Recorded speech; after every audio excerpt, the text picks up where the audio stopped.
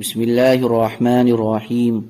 حضور صلی اللہ علیہ وسلم کا اللہ تعالیٰ کی دعوت دینے کے لیے جماعتوں کو بھیجنا۔ حضرت ابن عمر رضی اللہ تعالیٰ عنہ فرماتے ہیں کہ حضور صلی اللہ علیہ وسلم نے حضرت عبد الرحمن بن عوف رضی اللہ تعالیٰ عنہ کو بلا کر فرمایا، تم تیاری کر لو کیونکہ میں تمہیں ایک جماعت کے ساتھ بھیجنا چاہتا ہوں۔ اس کے بعد طویل حدیث ذکر کی گئی ہے جس میں یہ مضمون ہے کہ چنانچہ حضرت عبد الرحمن رضی اللہ تعالیٰ عنہ روانہ ہوئے اور اپنے ساتھیوں کے پاس پہنچ گئے، اور پھر یہ حضرات وہاں سے آگے چلے حتیٰ کہ دومت الجندل مقام پر پہنچ گئے۔ یہ مدینہ منورہ اور ملک شام کے درمیان ایک قلعہ تھا جس کے ساتھ کئی بستیاں تھیں۔ چنانچہ جب دوما میں حضرت عبد الرحمن رضی اللہ تعالی عنہ داخل ہوئے تو انہوں نے دوما والوں کو 3 دن اسلام کی دعوت دی۔ تیسرے دن اسبغ بن عمرو کلبی رضی اللہ عنہ مسلمان ہو گئے جو کہ نصرانی تھے اور اپنی قوم کے سردار تھے۔ اس کے بعد حضرت عبد الرحمن رضی اللہ تعالی عنہ نے قبیلہ جہینہ کے ایک آدمی حضرت رافع بن مکیث رضی اللہ عنہ کے ہاتھ حضور صلی اللہ علیہ وسلم کی خدمت میں ایک خط بھیجا جس میں تمام حالات لکھے، تو حضور صلی اللہ علیہ وسلم نے ان کو جواب میں یہ تحریر فرمایا کہ تم اسبغ کی بیٹی سے شادی کر لو۔ چنانچہ انہوں نے اس سے شادی کر لی۔ حضرت اسبغ کی اس بیٹی کا نام تماذر ہے جن سے حضرت عبد الرحمن کے بیٹے ابو سلمہ پیدا ہوئے۔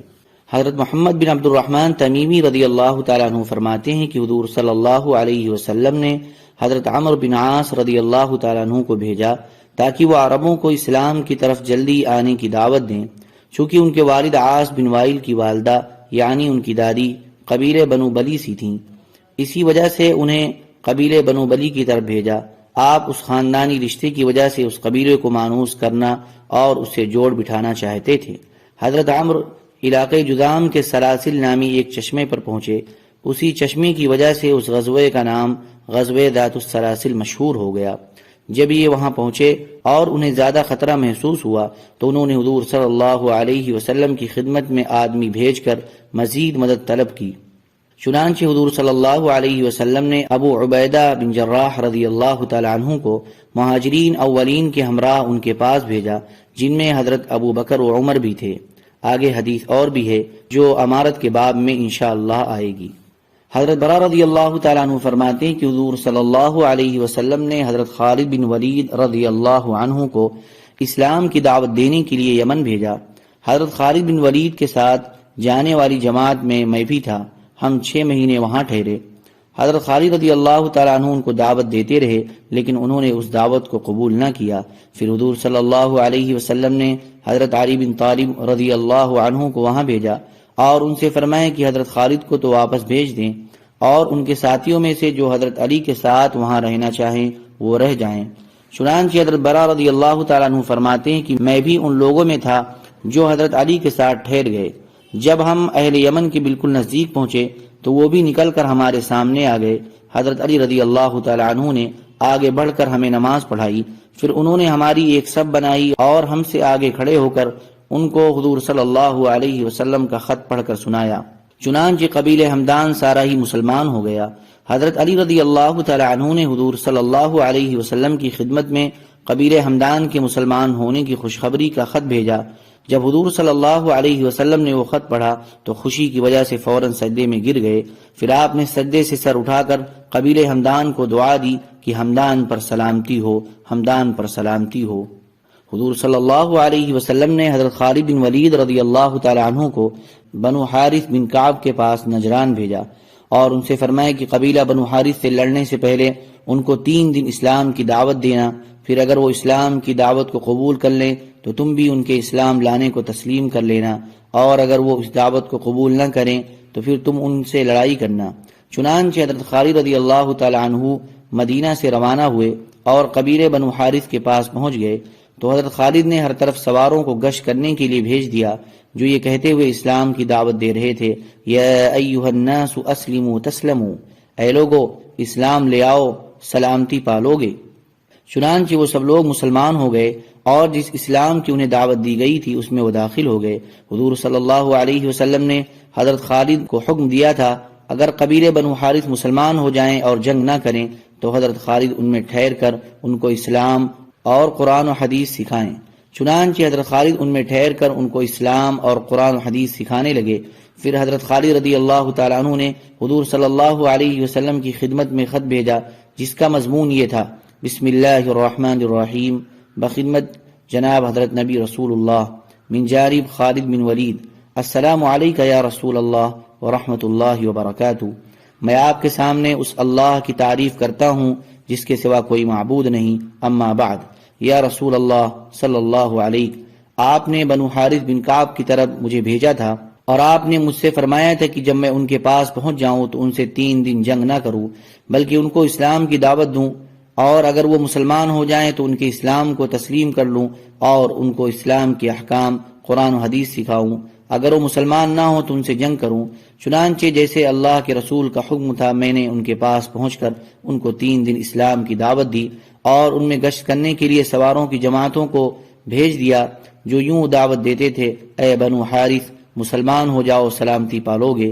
چنانچہ وہ مسلمان ہو گئے اور انہوں نے جنگ نہیں کی، اور اب میں ان میں ٹھہرا ہوا ہوں، اور جن کاموں کے کرنے کا اللہ نے ان کو حکم دیا ہے ان کو ان کاموں کا حکم دے رہا ہوں، اور جن کاموں سے اللہ نے روکا ہے ان کو ان کاموں سے روک رہا ہوں، اور ان کو اسلام کے احکام اور حضور صلی اللہ علیہ وسلم کی سنت سکھا رہا ہوں۔ اب آئندہ کیا کرنا ہے میں اس کے بارے میں اللہ کے رسول کے خط کا منتظر ہوں۔ والسلام علیکہ یا رسول اللہ ورحمۃ اللہ وبرکاتہ۔ حضور صلی اللہ علیہ وسلم نے حضرت خالد رضی اللہ تعالی عنہ کو یہ جواب ارسال فرمایا: بسم اللہ الرحمن الرحیم، محمد نبی رسول اللہ کی طرف سے خالد بن ولید کے نام، سلام علیک، میں تمہارے سامنے اس اللہ کی تعریف کرتا ہوں جس کے سوا کوئی معبود نہیں، اما بعد۔ تمہارا خط تمہارے قاصد کے ساتھ میرے پاس پہنچا جس سے یہ معلوم ہوا کہ بنو حارث بن کعب تمہارے جنگ کرنے سے پہلے ہی مسلمان ہو گئے اور انہوں نے تمہاری دعوت اسلام کو قبول کر لیا اور کلمہ شہادت اشہد ان لا الہ الا اللہ وان محمدا عبدہ ورسولہ پڑھ لیا، اور اللہ تعالیٰ نے ان کو اپنی ہدایت سے نواز دیا، لہذا اب تم ان کو خوشخبری سناؤ اور اللہ کے عذاب سے ڈراؤ، اور پھر تم واپس آ جاؤ اور تمہارے ساتھ ان کا ایک وفد بھی یہاں آئے۔ والسلام علیکم ورحمۃ اللہ وبرکاتہ۔ چنانچہ حضرت خالد رضی اللہ تعالی عنہ حضور صلی اللہ علیہ وسلم کی خدمت میں واپس آ گئے اور ان کے ساتھ بنو حارث بن کعب کا وفد بھی آیا۔ جب حضور صلی اللہ علیہ وسلم کی خدمت میں آئے اور آپ نے ان کو دیکھا تو آپ نے فرمایا: یہ کون لوگ ہیں جو ہندوستان کے آدمی معلوم ہوتے ہیں؟ صحابہ نے عرض کیا: یا رسول اللہ، یہ بنو حارث بن کعب ہیں۔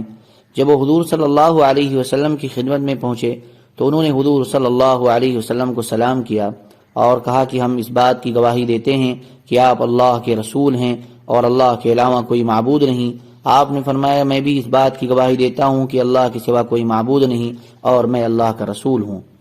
پھر آپ نے فرمایا: کیا تم وہی لوگ ہو جن کو جب دھکا دیا جائے تو پھر وہ کام کے لیے آگے بڑھتے ہیں؟ سب خاموش رہے، کسی نے کوئی جواب نہ دیا۔ آپ نے 2 سہ پوچھا، پھر بھی کسی نے کوئی جواب نہ دیا۔ پھر آپ نے 4تھی مرتبہ پوچھا تو حضرت یزید بن عبد المدان رضی اللہ تعالی عنہ نے کہا: جی ہاں یا رسول اللہ، ہم ہی وہی لوگ ہیں جن کو جب دھکا دیا جائے تو پھر وہ کام کے لیے آگے بڑھتے ہیں۔ اور یہ بات انہوں نے 4 دفعہ کہی کیونکہ حضور صلی اللہ علیہ وسلم نے 4 دفعہ پوچھا تھا۔ پھر حضور صلی اللہ علیہ وسلم نے فرمایا کہ اگر حضرت خالد مجھے یہ نہ لکھتے کہ تم مسلمان ہو گئے ہو اور تم نے جنگ نہیں کی تو آج میں تمہارے سر کٹوا کر تمہارے پیروں تلے ڈلوا دیتا۔ حضرت یزید بن عبد المدان نے عرض کیا: حضرت، اپنے مسلمان ہونے کے بارے میں ہم نے نہ آپ کی تعریف کی ہے اور نہ حضرت خالد کی۔ حضور صلی اللہ علیہ وسلم نے فرمایا: پھر تم نے کس کی تعریف کی ہے؟ تو ان سب نے عرض کیا: یا رسول اللہ، ہم نے اس اللہ کی تعریف کی ہے جس نے آپ کے ذریعے ہمیں ہدایت سے نوازا۔ آپ نے فرمایا: تم ٹھیک کہتے ہو۔ پھر آپ نے فرمایا: زمانے جاہلیت میں تم اپنے مقابل دشمن پر کس وجہ سے غالب آتے تھے؟ انہوں نے کہا: ہم تو کسی پر غالب نہیں آتے تھے۔ آپ نے فرمایا: کیوں نہیں؟ تم لوگ تو اپنے مقابل دشمن پر غالب آ جایا کرتے تھے۔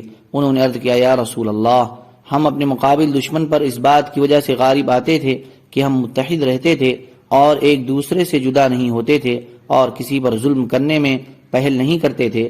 آپ نے فرمایا: تم ٹھیک کہتے ہو۔ پھر آپ نے حضرت قیس بن حسین کو ان کا امیر مقرر فرما دیا۔ سبحان ربک رب العزت عما یصفون وسلام علی المرسلین والحمد للہ رب العالمین۔